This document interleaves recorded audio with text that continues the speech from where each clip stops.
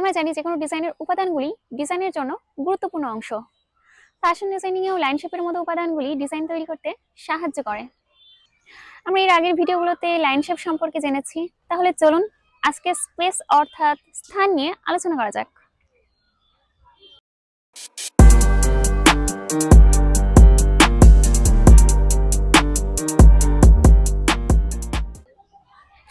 Positive space চিত্রের সে অংশকে বোঝায় যা বিষয়কে প্রতিনিধিত্ব করে বা মনোযোগের প্রধান ফোকাস।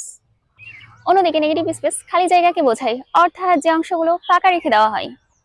যেমন এখানে দেখতে পাচ্ছেন চেয়ারের ছবিতে চেয়ার নিজেই পজিটিভ আর খালি জায়গাগুলো নেগেটিভ।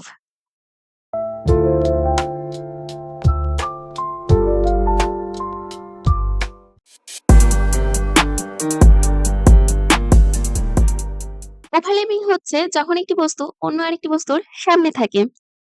ওভারল্যাপ করা বস্তুটি দর্শকের কাছে এবং পিছনের বস্তুটি আরো দূরে আছে বলে মনে হয়। যেমন এখানে দুটি বল একসাথে হয়ে একটি বল আরেকটি বলের সামনে আসছে।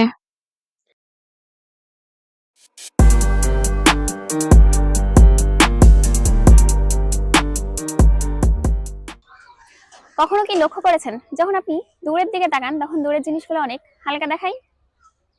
কারণ দূরে থাকা বস্তুগুলো দূরত্বের কারণে তার রঙের তীব্রতা হারায়, আর তখন উজ্জ্বল রঙের বস্তুগুলো কাছাকাছি আছে বলে মনে হয়। এখন পিছনের পাহাড়ের দিকে লক্ষ্য করলেই বুঝবেন।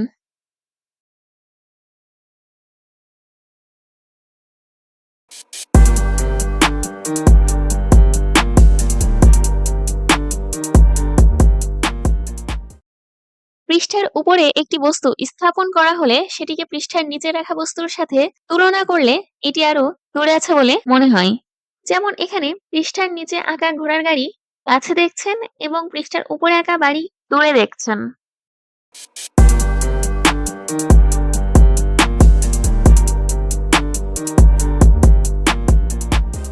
আমরা দেখতে পাচ্ছি গাছগুলো দূরে সরে যাওয়ার সাথে সাথে ছোট হয়ে যাচ্ছে, আর এভাবেই ছোট হয়ে ভ্যানিশিং পয়েন্ট অর্থাৎ অদৃশ্য বিন্দুতে মিলে গেছে।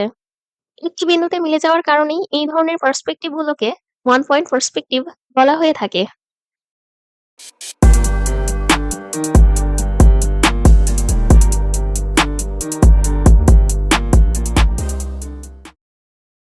ওয়ান পয়েন্ট পার্সপেক্টিভে দেখা যায় বস্তুগুলো দূরে সরে যাওয়ার সাথে সাথে ছোট হয়ে কিভাবে মিলে যায়। আর 2 পয়েন্ট পার্সপেক্টিভে দুটি লাইন দুটি পৃথক বিলুপ্ত বিন্দুতে আলাদা হয়। এক পাশ থেকে দেখা যায় দুটি অদৃশ্য বিন্দু সহ বস্তু। যেমন এই ছবিতে দেখছেন দুটি ভ্যানিশিং পয়েন্ট অর্থাৎ দুটি অদৃশ্য বিন্দু সহ বিল্ডিং।